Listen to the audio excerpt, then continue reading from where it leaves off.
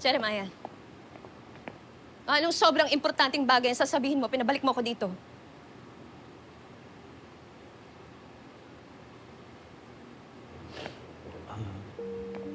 Nika, gusto lang sana kita makausap. Tungkol sa...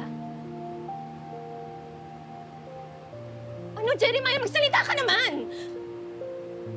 Ano kasi, Ano?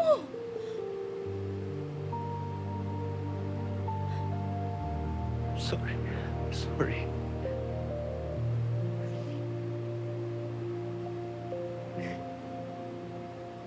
Ika, may sakit ako. Teka lang. I'm dying.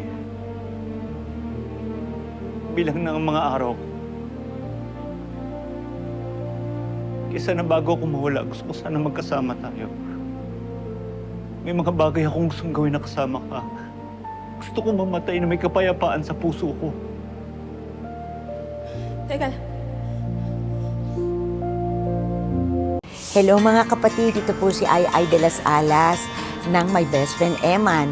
Hindi pa tapos ang kwentuhan natin, best friend.